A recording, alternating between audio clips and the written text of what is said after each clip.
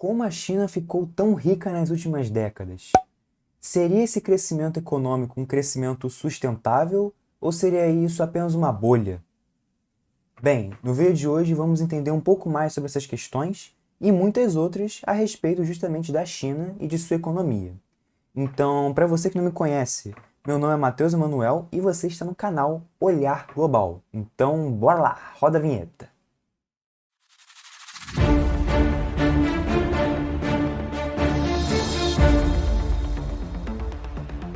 Bem, quando a gente fala então de China, é preciso que a gente olhe um pouco para o contexto histórico e para a história, né, da China como um todo, né? Para isso, vamos voltar aproximadamente 80 anos no tempo e vamos para então a Segunda Guerra Mundial. Mas, Matheus, o que a Segunda Guerra Mundial tem a ver então com a economia da China?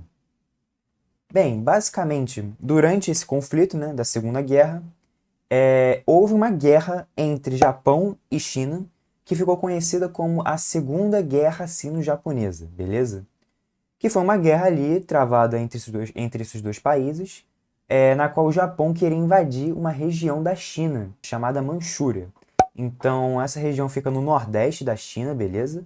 E por que eles queriam invadir? Basicamente porque era uma região muito rica, né, em recursos naturais e até para poder o Japão poder exercer uma influência sobre o território chinês, essa região era importante para eles, beleza? Então, esses eram basicamente os dois objetivos do Japão. Só que, beleza, o tempo foi passando e em 1945, quando o Japão e as potências do eixo, né, que eram Alemanha, Itália e Japão, essas potências basicamente morrem justamente porque acaba a Segunda Guerra Mundial com a vitória dos aliados, né? Que era justamente Estados Unidos, União Soviética e, enfim, Reino Unido, entre outros países, ok? E com isso, na medida que o Japão perde a guerra, ele também perde a guerra contra a China.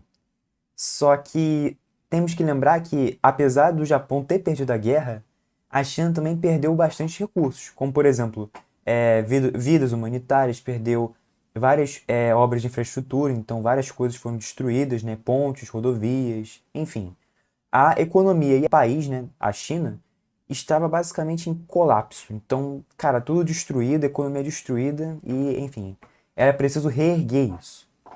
Só que, logo após que acaba essa guerra, surge uma outra, que é a Guerra Civil Chinesa, que, como o próprio nome já diz, é uma guerra feita entre os próprios habitantes, né, feito pelos próprios chineses, que possuíam rivalidades, né, ou seja, divergências ideológicas.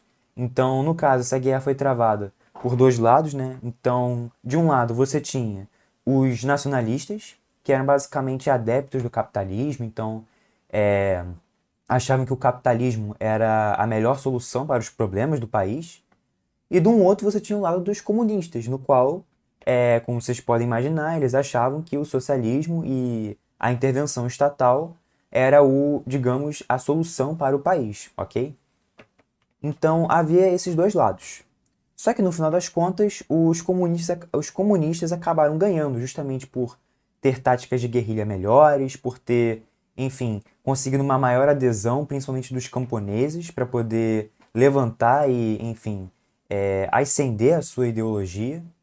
E por conta disso, os comunistas foram lá e tomaram o poder em 1949, beleza? Com a ascensão aí de Mao Tse-tung, ok? E por fim, só para terminar a história, os nacionalistas, depois que eles perderam essa guerra, né, a Guerra Civil Chinesa, eles se exilaram e foram para a ilha de Taiwan, onde hoje sabemos que há vários conflitos, né, entre China e Taiwan. Então, muito dessa parte, muito desse conflito que é histórico, vem justamente desse período, dessa guerra em específico, no qual os nacionalistas foram lá, se exilaram para essa ilha e fundaram, digamos, o seu próprio sistema econômico, digamos assim, beleza? Ok. Depois que Mao Tse-tung então assume o poder, em 1949, que é um marco, né? Esse é um ano-chave. A gente pode então citar algumas medidas que perduraram aí, né? Que vigoraram até os anos de 1976, ok? Dentre as quais podemos alegar, né? Podemos dizer que foram as reformas agrárias. Então, Mao Tse-tung, quando ele se instaurou no poder, ele promoveu uma reforma agrária bruta, brutal, suprema, né? No sentido de coletivizar, né? Esse é o termo, né? Tornar coletiva as terras que antes eram privadas, né? Que antes eram dos latifundiários e passaram a ser distribuídas, né? Para os camponeses. A segunda medida, né? Foi a economia planejada, né? Então, um dos pilares, inclusive, né? Do socialismo, né?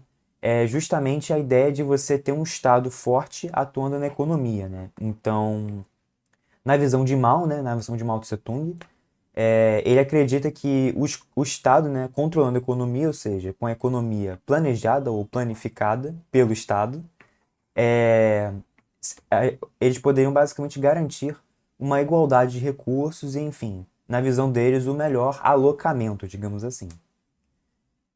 E além disso, outras duas políticas foram super importantes também dentro da época de Mao, né, de Mao Tse-tung, que basicamente foram o grande salto adiante. Então, essa política aí, que esteve aí durante o período de Mao Tse-tung, tinha como objetivo a criação de comunas populares. Mateus, o que seriam essas comunas populares, né? Seriam basicamente, digamos, casas, vamos supor assim, casas ou lugares nos quais as pessoas eram autossuficientes em tudo. Então, fazendo até um paralelo aqui com Adam Smith, que é um liberal clássico, né, que eu vou até deixar um vídeo dele aqui, ó. Ele esse modelo de economia vai até se contrapor com os ideais de Adam Smith, por exemplo, no qual Adam Smith vai dizer que tinha que haver a divisão do trabalho, né, para você poder garantir uma maior produtividade, né?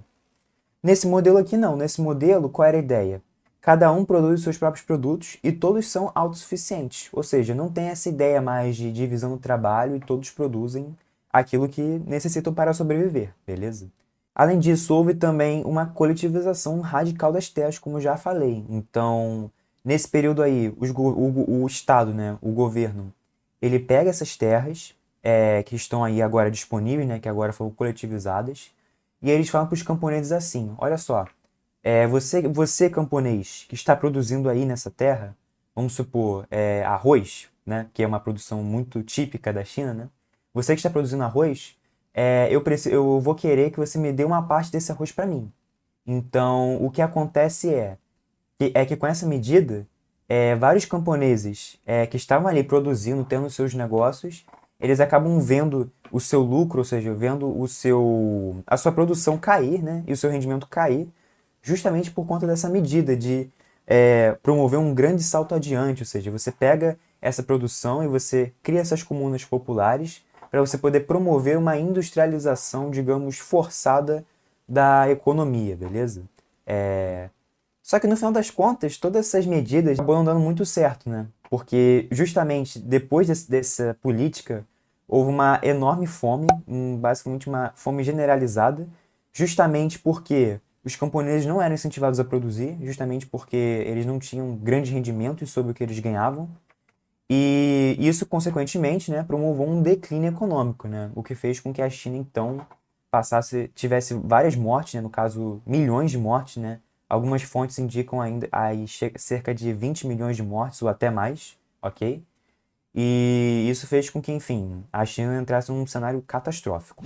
Passado algum tempo, a última política, né, desse período é basicamente a Revolução Cultural, que foi uma revolução na qual o Mao Tse-tung e, digamos, os seus aliados, né, os seus apoiadores, perseguiam os seus opositores políticos. No caso, aquelas pessoas que eram adeptas do capitalismo ou que não concordavam com o regime, enfim, ou que tinham críticas. Inclusive, havia na época, né, os guardas vermelhos, que eram jovens estudantes, né, alguns deles, né, jovens, que basicamente eles iam para as ruas e perseguiam e torturavam aquelas pessoas que não eram, digamos, daquele regime ou que não concordavam com o regime que estava lá em vigor, né, do socialismo, beleza? Ok, e basicamente essas foram as principais características de Mao Tse-tung. Só que depois disso, né, depois de ver esse cenário, né, que para muitos foi considerado um cenário, enfim, horrendo e catastrófico, surge, depois da morte de Mao, né, quando Mao morre, surge então Deng Xiaoping. Esse cara que basicamente entrou aí na política E tem uma frase dele que é até muito famosa, que eu vou até botar aqui, que é o seguinte: não importa se o gato é preto ou branco, o que importa é que o gato caça os ratos. Então, essa frase sintetiza um pensamento muito da política dele. Por quê? Com essa frase, e dizendo, né, que o gato pode ser preto ou branco, tanto faz, mas o importante é caçar ratos, o que ele quer dizer é: não importa se você é comunista, se você é nacionalista, se você é de lado A ou B, o que importa é: eu quero crescimento econômico. Ou seja, eu quero que o gato pegue os ratos, entendeu? Então, essa é uma das ideias de Deng Xiaoping e que, dentre outras, fizeram com que o país crescesse e se tornasse o que é hoje, beleza? Além disso, nesse período, a China se abriu para o mercado. Então, lembrando, no regime de Mao Tse-tung, né, e até anteriormente também, a China era totalmente fechada, ela não recebia nenhum investimento estrangeiro, ela não tinha muito contato com outros países, então era uma economia super fechada, planificada, controlada pelo Estado, basicamente.